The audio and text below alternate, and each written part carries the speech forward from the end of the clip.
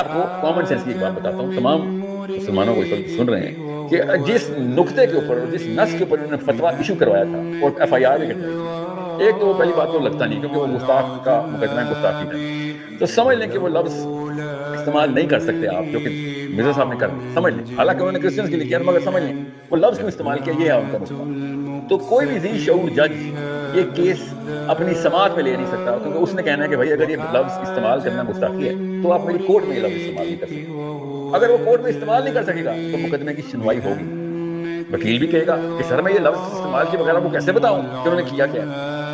تو جج common sense کی بات کرے گا لیگل پریسیڈنس میں کہ بھیا اگر یہ لفظ استعمال کرنا گستاخی ہے تو خود بھی تو گستاخی کرے گا اس وقت. تو وکیل جرا میں آگے سے کہے گا کہ نہیں سر میں خود نہیں کر رہا ہوں, میں آپ کو خالی یہ بتا رہا ہوں کہ فلاں بندے نے استعمال کیا. تو جج کہے گا تو سر جس بندے کے بارے میں یہ بات کر رہے ہیں اس نے بھی تو کسی اور کے بارے میں یہی بات کی ہے, اس نے خود تھوڑی کہا کہ اس کا کلیم ہی نہیں ہے.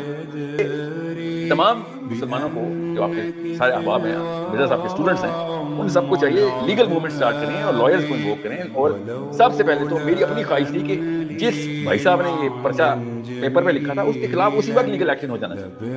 اور ایک نہیں برسات ہونی چاہیے. سر ہم بھی لیگل سسٹم کا استعمال کرتے ہیں, آپ نے بھی لا کا استعمال کیا, ہم بھی کرتے ہیں.